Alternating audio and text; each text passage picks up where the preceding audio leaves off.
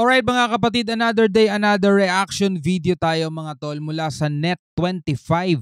Yan na, Japan, nasistress na daw mga tol, nababahala na sa tumataas na tensyon ng China at Taiwan mga tol. Napakalapit lang din kasi ng Japan dito mga tol. No? Nababahala na sila at ayon nga rito sa report mga tol, ayan o. Nag-aalala ngayon ang Japan dahil sa tumataas na tensyon buhat ng military exercises na isinasagawa ng China malapit sa Taiwan mga tol. Dahil nga mga tol, yung mga ganitong aksyon ng China ay posibleng magdulot ng o mag-escalate pa ng mas malalang tensyon pa mga tol o magdulot ng labanan na talaga mga tol. At yun ang ikinababahala ng Japan. Kasi nga malapit lang din sila doon. Tulad ng Pilipinas mga tol, napakalapit lang din natin dito sa Taiwan. No? Pero anyway, bago natin to simulan, huwag mong kalimutan mag-subscribe, Mata ng Agila mga tol dito sa Net25. At syempre dito na rin sa ating YouTube channel kung trip mo yung mga ganitong klaseng reaction video and commentary. Huwag mo rin kalimutan mga kapatid na i-click mo na rin ang notification bell para ma-notify ka whenever na may mga bago tayong topic na ganitong pinag-uusapan. Okay? So wag na natin patagalin pa. Panoorin na natin to mga tol. Nababahala ang Japan sa pagtaas ng tensyon sa pagitan ng Taiwan at China buhat ng military exercises na isinasagawa ng Beijing sa nasabing rehiyon. Ayaw din kasi paawat ng China mga tol eh. Kahit na marami ng bansa ang nagsasabi sa kanila, tigilan nyo na yung ginagawa ninyo, di ba? Panatilihin natin ang kapayapaan mga tol, pero talagang iginigiit nila yung gusto nila. Binalaan ng mga opisyal ng Japan na posibleng naghahanda na ang Beijing sa posibilidad ng pananakop ng Taipei. Ang annual security assessment ng Japan ay sinasagawa ng Tokyo upang bantayan ang mga kalakip na bansa nito sa rehiyon katulad ng Russia, North Korea at Russia. Ayon sa Japanese annual white papers na inilathala ng Japanese Ministry of Defense, China firmly maintains the principle that Taiwan is part of China. Yun nga yung gustong ng China mga tol. Nananatili kasi sila doon sa paniniwalang yon na ang Taiwan ay part ng China at gusto nilang pag-isahin muli. Sabi nilang ganon, pag-isahin muli na hindi natin mawari kung kailan ba sila naging mag-isa, di ba?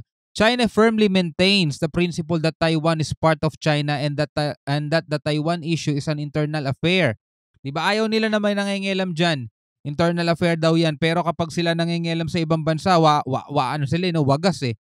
China has repeatedly stated that it has not renounced the use of force.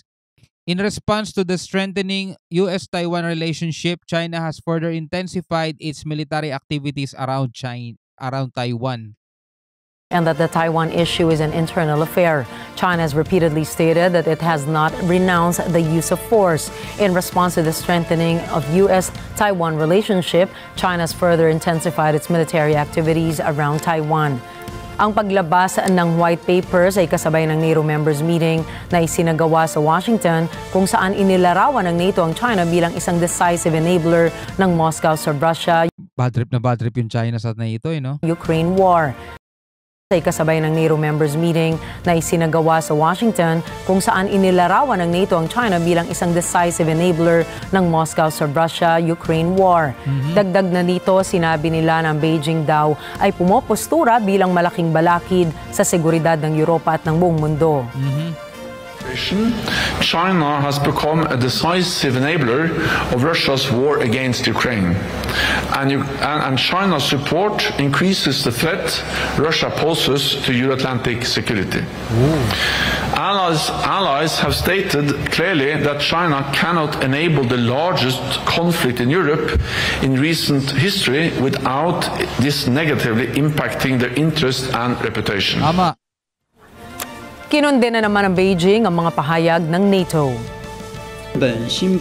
And the latest version of Japan's defense white paper seriously interferes in China's internal affairs. Ayan na, mahilig sila sa ganyan. And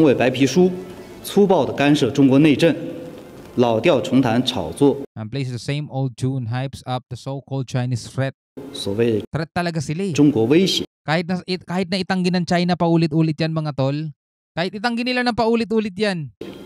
渲染地区局势紧张，中方对此表示强烈不满和坚决反对。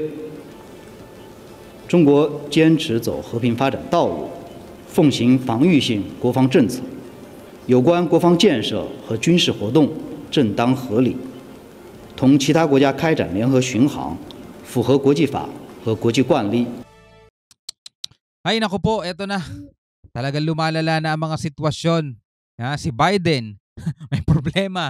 Tapos yung China, mga tol, lumalapit na sa exclusive economic zone ng Amerika. Tapos etong Japan, nababahala na sa pinaggagawa nitong China sa Taiwan, mga tol. Naku po, talagang makikita mo napakalapit na natin sa kawakasan. Anyway, bilang isang Pilipino, ano masasabi mo sa mga balitang to? Pwede kang magbigay ng komento at pwede kang magbigay ng iyong saloobin. Alright? Hanggang sa muli mga kapatid, ako nga pala si Shobal D. Peace out.